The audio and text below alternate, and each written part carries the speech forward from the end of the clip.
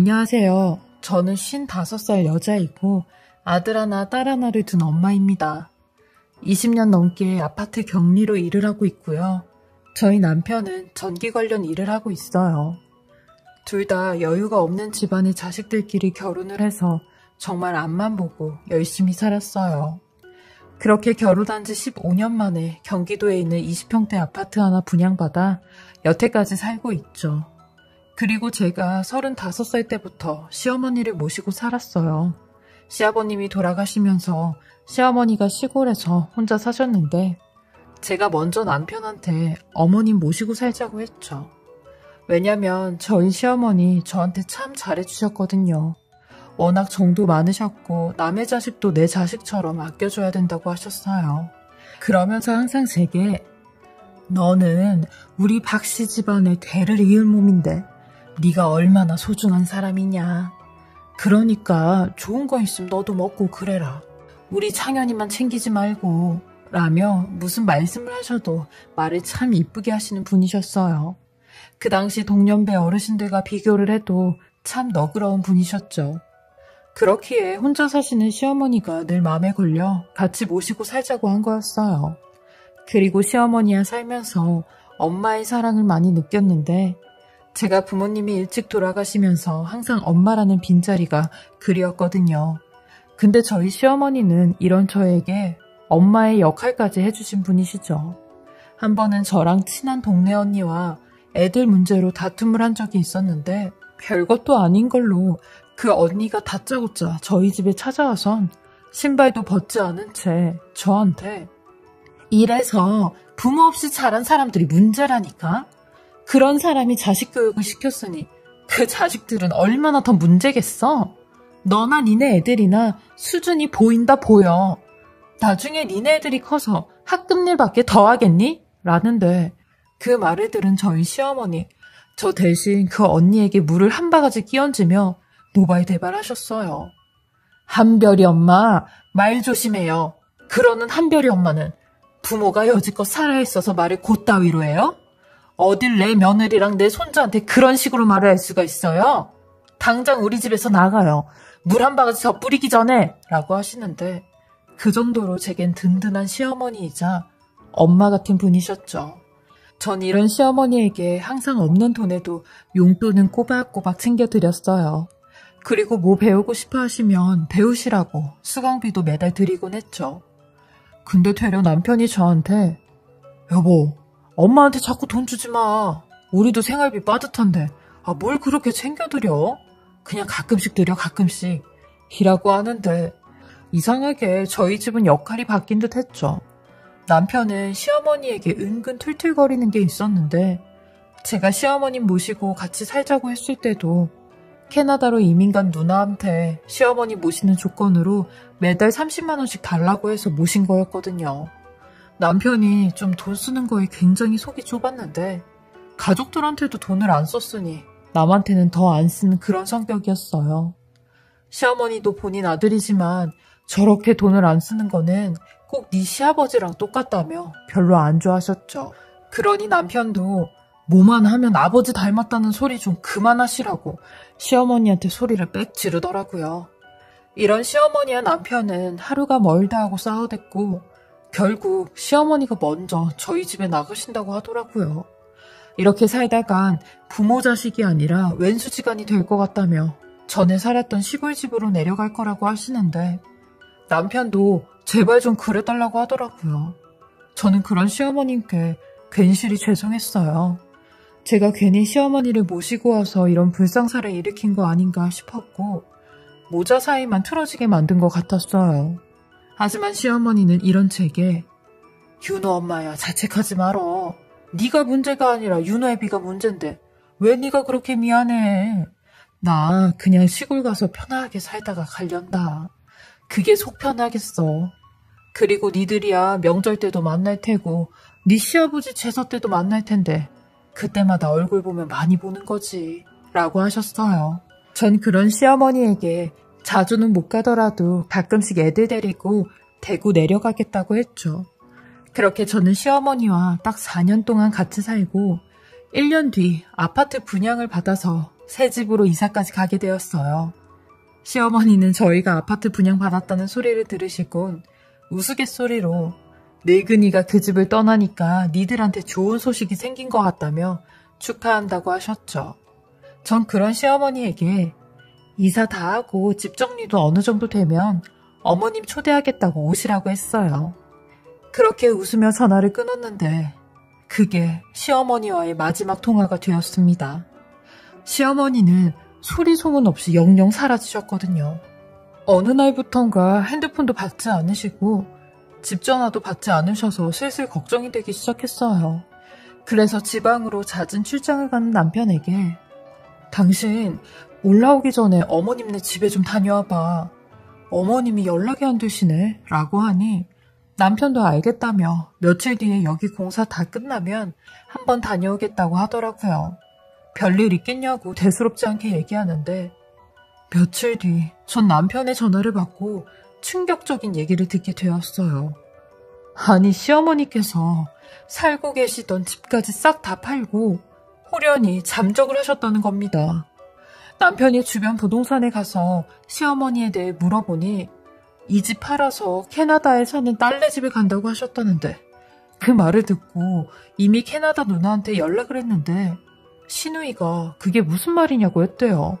자기는 처음 듣는 소리라며 너도 알고 있지 않냐고 나 여기 이민 올 때 엄마랑 대판 싸우고 얼굴 안 보고 살 작정으로 온 거 연락도 자주 안 하는데 엄마가 무슨 나한테 온다는 소리를 했냐며 본인은 모르는 일이라고 했다는 겁니다. 제가 남편에게 그럼 빨리 경찰에 신고를 해야겠다고 하니 남편이 신고는 내가 벌써 했지. 근데 성인 실종 신고는 하나만 하라고 하더라. 일단 엄마랑 연락 될 때까지 기다려보자 라고 하는데 시어머니가 이렇게 갑자기 사라지신 건 분명 무슨 이유가 있을 거라 생각했어요. 근데 몇 년이 지나도 아무런 소리가 들리지 않는 겁니다. 만약 범죄나 다른 문제에 엮여 있다면 분명히 연락이 왔을 텐데 그런 연락조차 없었으니까요. 그러던 중 남편이 제게 아주 의미심장한 말을 한 적이 있어요. 당신 이제 엄마 그만 찾아.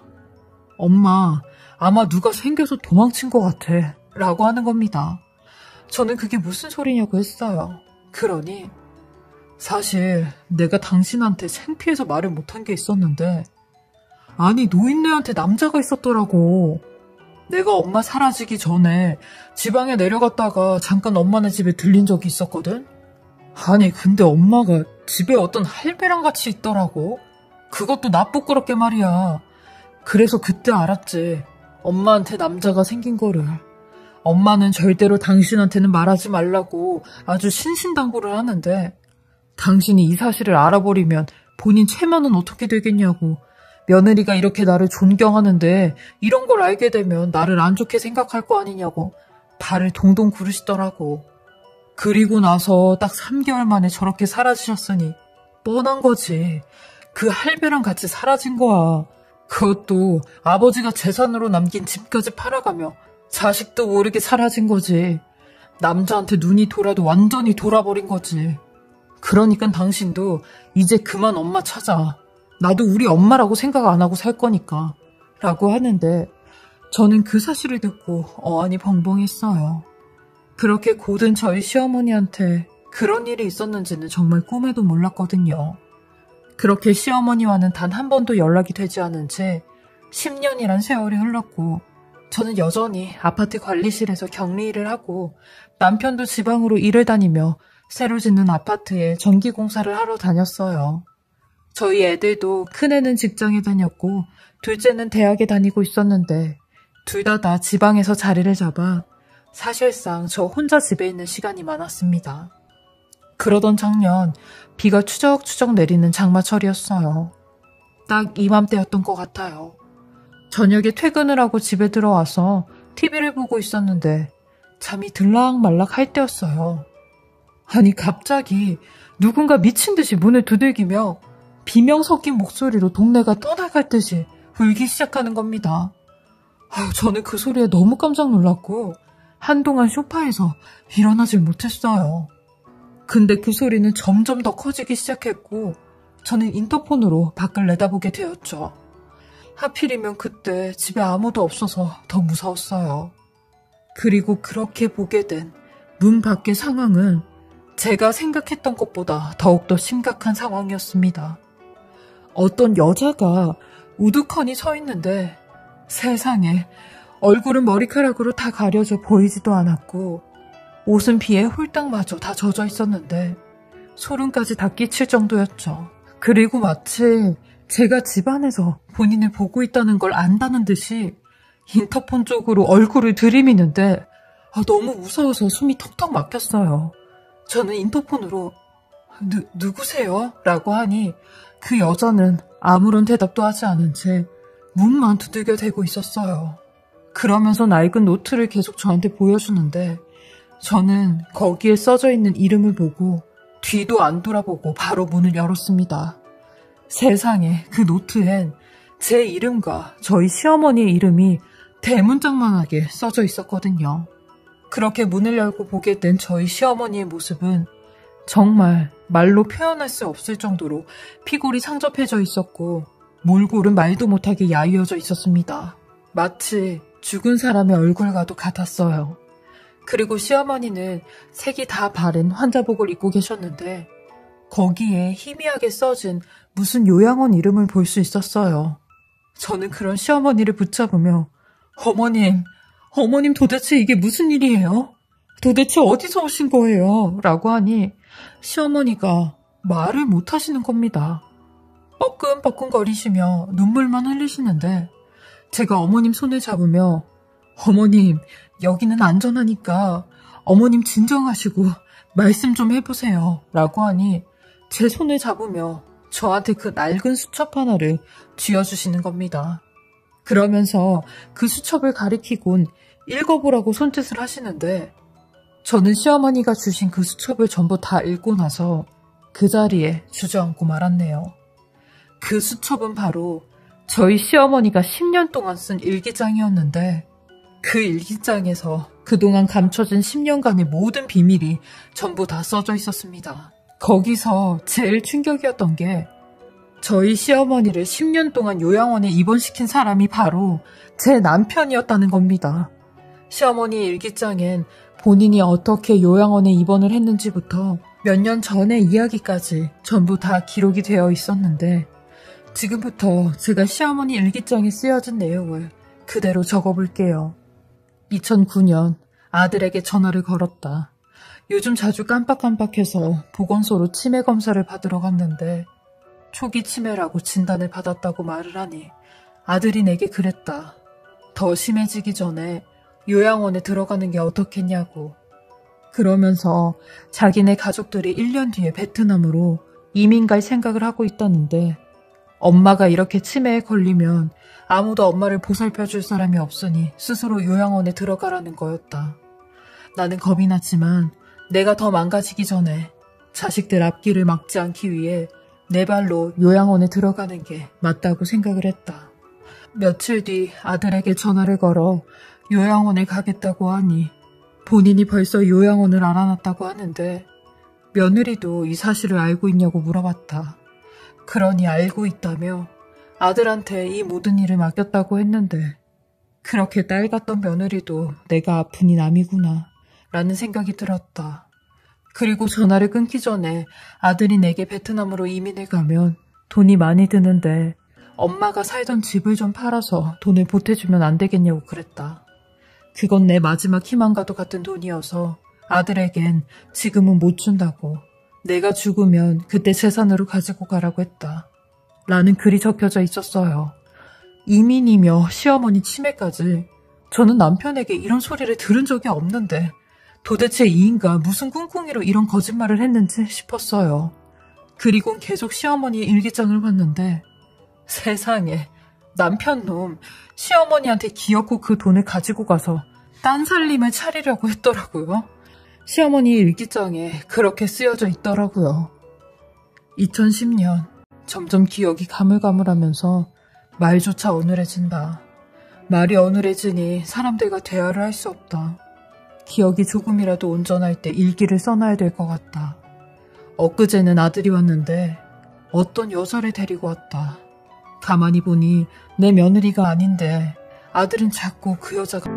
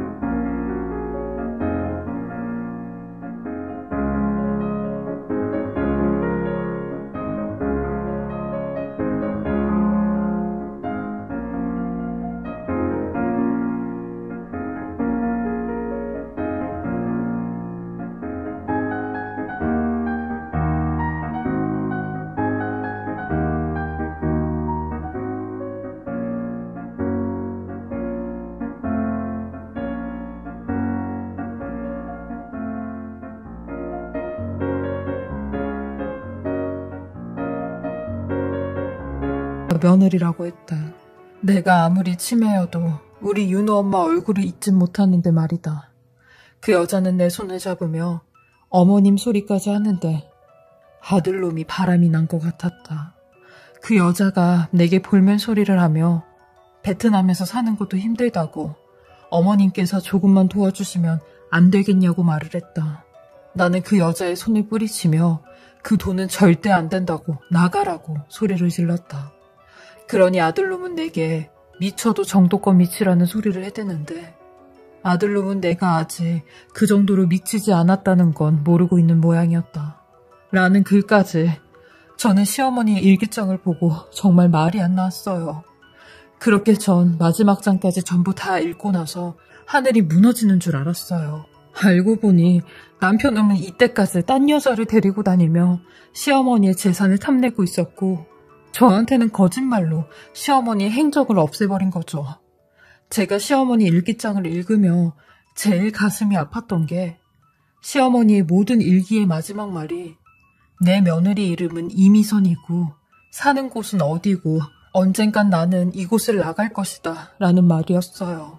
그렇게 시어머니는 치매인 상태에도 제 이름과 저희 집 주소 그리고 그곳을 나간다는 기억은 계속하고 계셨던 거죠. 저는 그런 시어머니를 부둥켜 안고 한참을 울었어요. 제가 진작에 어머님을 찾았어야 했는데 그러지 못했다고 죄송하다고 했죠. 그리고 시어머니가 입고 있던 환자복의 요양원에 전화를 걸어 저희 시어머니 이름과 실종된 거 아시냐고 물어봤어요. 그러니 저희 시어머니가 없어진 것도 모르더라고요. 얼마나 관리가 안 되면 사람이 없어졌는데도 모르나 싶었어요. 저희 시어머니는 정말 목숨을 걸고 저를 찾아오신 겁니다. 그리고 나서 저는 남편에게 사진을 하나 보냈어요. 시어머니 사진이었죠. 그리곤 여보, 드디어 10년 만에 우리 어머님이 돌아오셨어 라고요. 그러니 몇 분도 안 돼 그 메시지를 읽은 후 아무런 대답이 없더라고요. 저한테 또 어떤 식으로 거짓말을 할까 짱구를 굴리는 게 다 들렸어요. 그리고 한참 뒤에 전화가 와서 우는 소리를 해대는데 정말 가식 그 자체였습니다.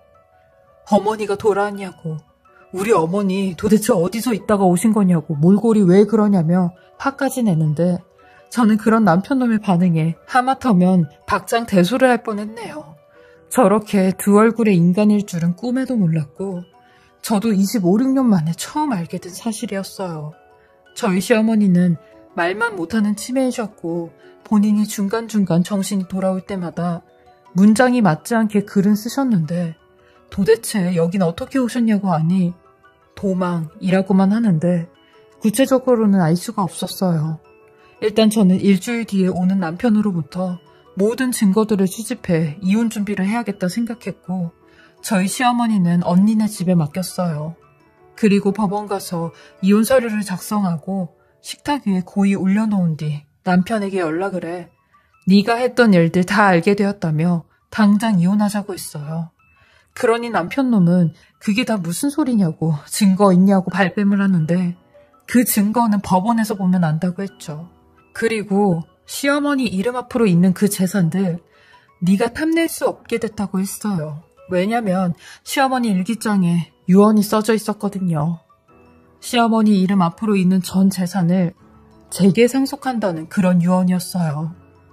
남편 놈은 치매 걸린 노인네가 끄적인 게 무슨 유언이냐고 그거 다 무효라고 하는데 제 변호사님은 말하길 시어머니께서 비록 치매 상태이지만 초기에 유언장을 작성하신 걸 감안해 의사 능력이 아예 없는 건 아니었다고 하셨어요. 그리고 자필 증서이기도 하고 연월일과 날인이 아주 정확하게 기재가 되어 있다는 걸 보아 충분히 유언의 효력을 갖출 수 있다고 하더라고요. 그리고 일기장이라는 증거 자체가 상당히 도움이 되는 증거라고 했어요. 그것도 10년 전부터 조금씩 써온 일기장이라는 결정적 요소가 있었죠.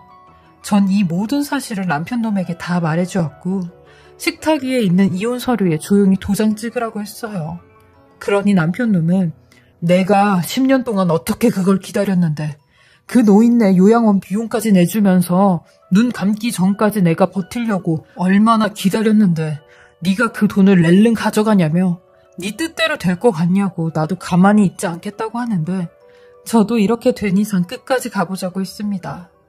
사실 시어머니가 가진 재산이 3억 2천 정도 돼요. 많다면 많은 돈이지만 그렇게 많은 돈이 아니라 저도 욕심이 없었는데 남편놈이 저딴 식으로 나오고 10년 동안 딴 여자랑 둘이 제 뒤통수를 쳤다는 괘씸함에 저도 끝까지 법정 싸움을 했습니다.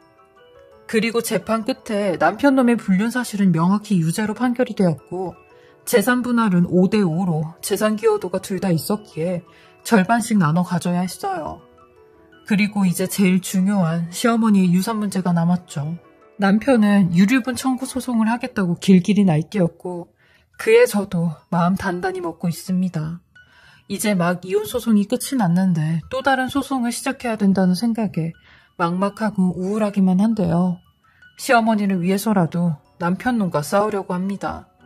그리고 현재 시어머니는 제가 모시며 살고 있는데요. 처음 만난 1년 전보다 훨씬 얼굴색도 좋아지셨고 살도 많이 찌셨어요. 그리고 병원에서도 꾸준한 치매약 복용으로 진전 속도는 많이 늦춰지고 있다고 했어요. 저희 시어머니 본인 성격과도 비슷하게 치매도 이쁜 치매에 걸리셔서 단 한 번도 저를 힘들게 하신 적이 없으세요. 수십 장의 일기 속에서도 제 이름을 기억해 주시고 저한테 재산까지 준다고 했던 시어머니의 그 감사한 마음을 돌아가실 때까지 제가 갚으면서 평생 모시고 살려고 합니다. 남은 소송도 잘 해결이 될 수 있게 응원 부탁드리고요. 제 기막힌 이야기 들어주시고 읽어주셔서 감사합니다. 다들 건강 잘 챙기시며 평안히 가득하시길 바라겠습니다.